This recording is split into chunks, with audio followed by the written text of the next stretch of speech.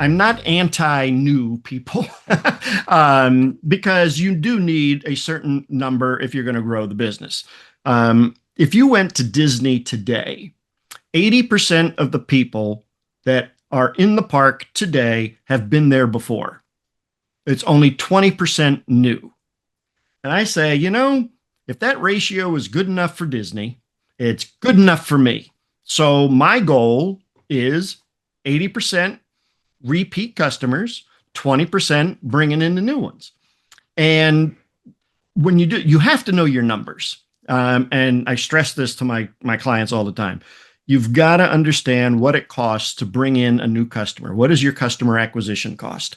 And I'm surprised at the number of people that have no idea. So, for instance, I just got my pay-per-click reports for September. And for one of my businesses, it's $126 to get a new customer in the front door. That's the pay-per-click ad. That's my guy answering the phone, CRM, all the other stuff that goes 126 bucks. That's a lot of money.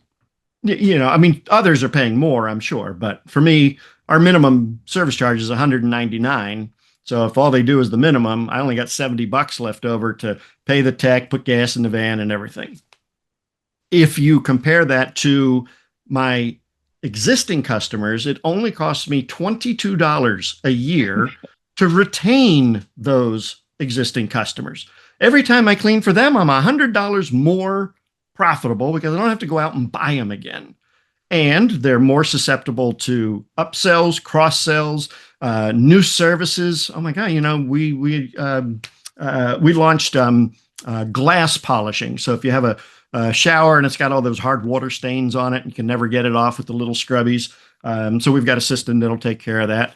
And I didn't have to go out and get new customers to get this service up and running.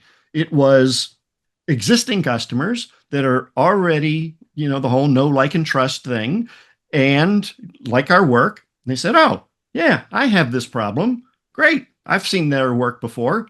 They're going to do a good job. And so we just send out a postcard to our entire, customer list, and boom, the service takes off.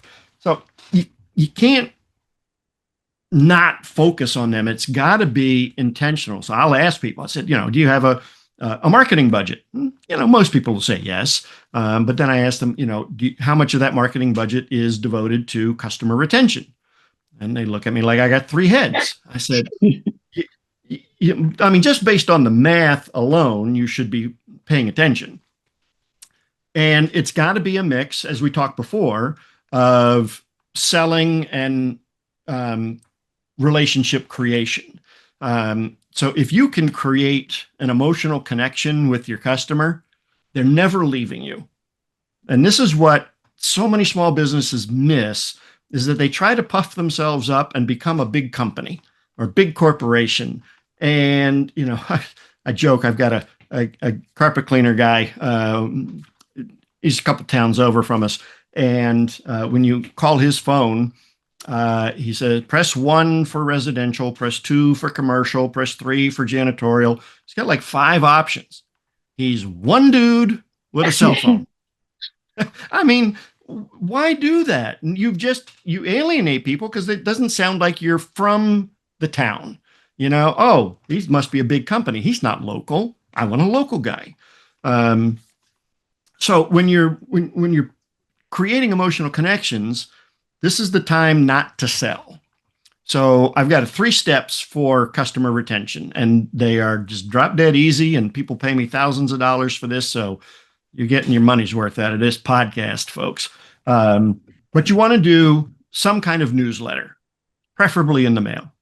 And the newsletter is to entertain. You're not there to sell anything. It's entertaining. And it's also there to continue the emotional connection that hopefully you made during the consumption of your product or the delivery of your service. And so I shamelessly use my children in my marketing. And they're all grown now. But my daughter was in ballet, and from the age of like 5 to 12. And so we'd go to the recital, and I'd take the picture of her in her little tutu, and I said, oh, wouldn't that be cute in the newsletter? So I put it in the newsletter. And then every year like the tutu picture, went in, and she, was just growing up, and she got too old for it. And she was probably 10 or 11 years old. We're in the grocery store, and this lady comes running up to us. She says, "Oh my God, Emma, how was your recital?" And she and I look at each other like, "Who's this nutty lady? We got to go hide in the frozen food section." And then I had to think, she's one of my customers. She has watched my children grow up over the last 10 years. She is never leaving me. I would have to colossally screw up for her to leave. She's not leaving until she moves or dies. That's the kind of emotional connection you have to foster in order to get to that 80% threshold of retention or repeat customers. So you got the newsletter, that's your emotional connection piece. Then you send out a promotional postcard. That's your promo for the month. Okay, yep, we got a special on, Jibbity Bilibits or whatever. And so you can sell in that thing. And then you want to hit them once a week with an email.